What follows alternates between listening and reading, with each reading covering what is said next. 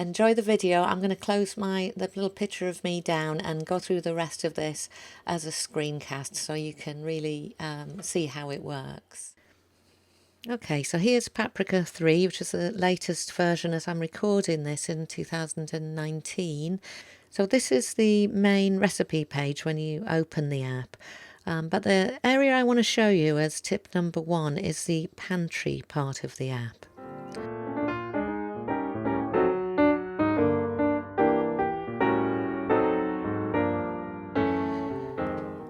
So the pantry is an area where you can do a food inventory. So I've created a section in my part of the pantry and I've called it homegrown. And this is particularly because I'm very into growing food, as you know. And some of the food I grow specifically because it can give me food throughout the year. So a big example of this is butternut squash, which I grew last year and got absolutely loads of squash. Now, although they're really good storers, I think by the time we get to, I've guessed about June here, those butternut squash will be starting to kind of wither and go a bit crinkly. When I look here in the pantry, but when I come to do my food planning, I'm looking particularly for things with an expiry date like that. So I can think to myself, now come on, stop hoarding the butternut squash you grew. You better get on and start using them so they don't end up going to waste or just going into a soup when I could make something more exciting with it when it's nice and fresh. So the second thing I like about the pantry section is to help me with my memory so that I can really have a sense of what I've already got in the house and prevent any unnecessary shopping trips. So sometimes when I have a look here, for instance, I buy pasta and rice and beans in bulk sizes. And just as I'm looking down here, I can think to myself, well, I've got absolutely loads of lentils. I can see my red lentils here are going to be expiring October 19. That makes me think, okay, let's do some red lentil recipes this month, and prevents me from just thinking, as I often do, that I haven't got enough food in to make meals. So that really saves money for me, not just because I'm using what I already have, but also because I don't know about you, but when I go to the supermarket, I always overbuy. I go in with a list, I do everything we should, but when I get in there, I see a bargain or something I really fancy to eat that day. So the more I can kind of keep myself out of the shops, the more money I save. So that's the first way I use the app, is with the pantry function to do really a bit of pre-planning before I even think about what meals I'm going to have, to get myself familiar with what I've got, think about my own homegrown produce, what have I got and what can I use and make the very most of it, and what else have I got in the house. So when I'm thinking about what meals we're actually going to eat over the week or the month, that I'm coming at that with a sense of what we already have.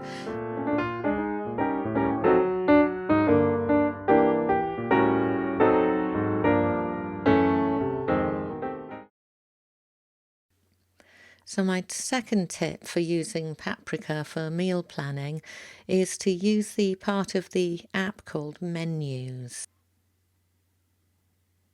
So here's the menu function here, and you can see I've got some created here, and I'm only really just beginning to see the potential of this bit myself, but it's amazing.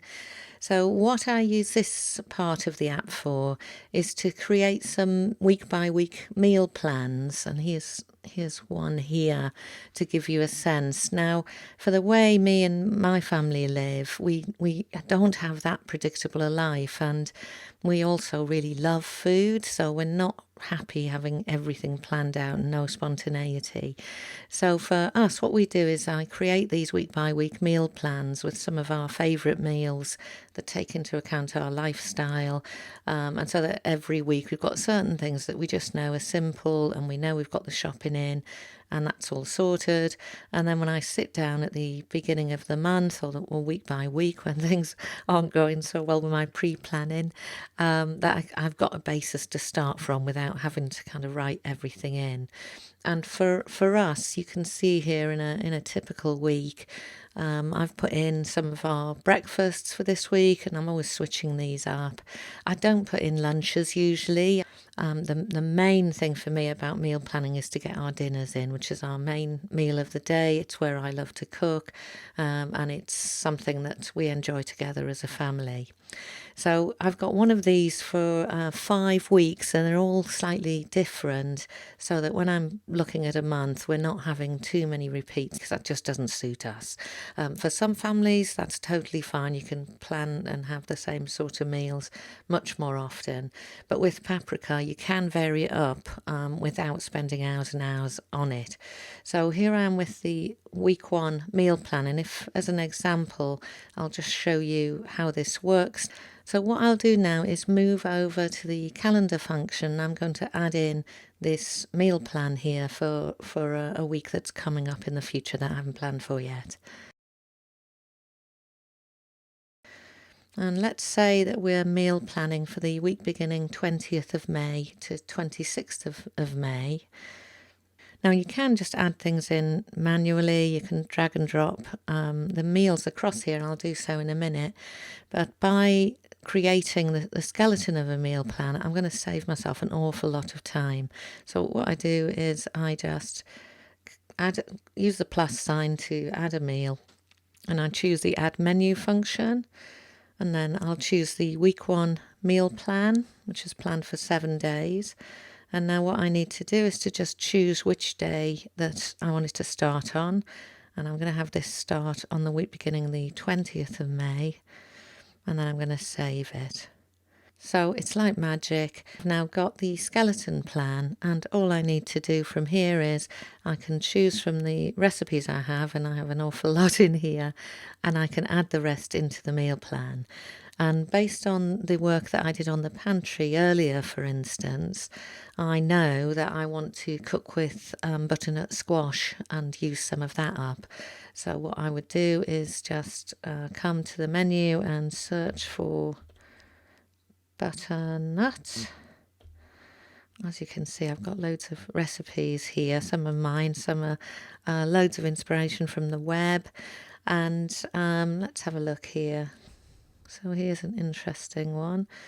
What's in them? You can browse and have a quick look at the menu. So if I want to add that roasted butternut squash recipe, which I do, all I need to do from here is to drag that across, and I'll put that in on Wednesday, I think. So I'll put that into Wednesday. I've got the recipe there. And then I've pulled that in, and it's put itself into breakfast. I just need to click edit at the bottom, click on breakfast, and swap it over to dinner. So that's how easy it can be when you use menus to set things up. And you can add internet recipes incredibly easily using this app. It's amazing. And you can also just add in your own local recipes, your own homemade adaptations and things that you love, and even simple things like instant pot porridge, just to remind you of the instructions if your memory is like mine. So I might add lentils here to have a look, and then I might decide to make this coconut doll on maybe Friday. So I'll just pull that over again. This time it's gone into dinner automatically, and then the coconut doll is in there, and I can easily get to the whole recipe there. That one's from Well Worn Whisk. So it's an amazing thing that you can quite quickly end up with a really nice little food plan for the week.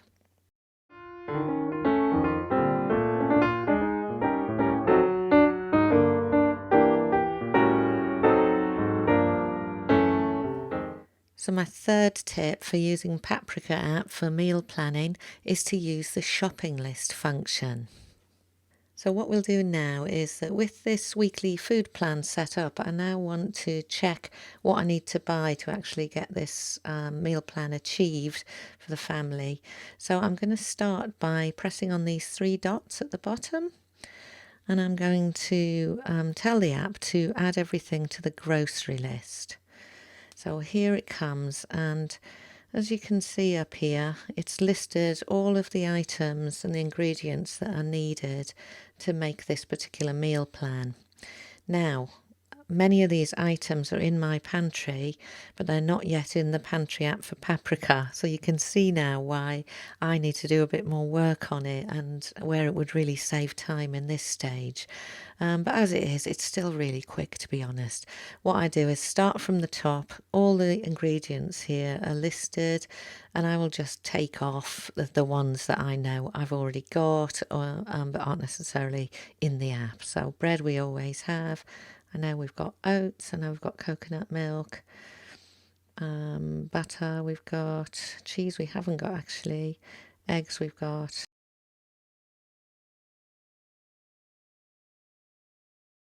So what I've done there is I've gone through the list and I've unchecked the items where I know they're already in the store cupboard. And this is where it proves to be really good value to have checked your store cupboard beforehand in the app. And then if you're like me and not everything's in the app, to also just have a look around and see what you've got. So now I know I've just got a few items here that I'll need to get added to our actual shopping list. And so I'll use this button at the bottom here to show that I'm going to add it to something called My Grocery List, and then I'll click Add in the top right here. And now I'll just move to the grocery list section here and see what we've got there. And as you can see, it's moved across the things into the grocery list. So cheese, mushrooms, peppers, sweet potatoes and za'atar. So that's great. I know now that's what I need to get. But the extra special step, which I absolutely love about Paprika, is that I can now move this into our kind of out of the Paprika app and into the real world apps that we use to get our shopping done. So let me show you how this works. So what I can do from here is I can move things. If I've bought them, I can move them to pantry. I can clear the whole thing all at once. Or in my case now, what I want to do is export to my reminders app. And the export is complete and 5 grocery list items have been exported to reminders.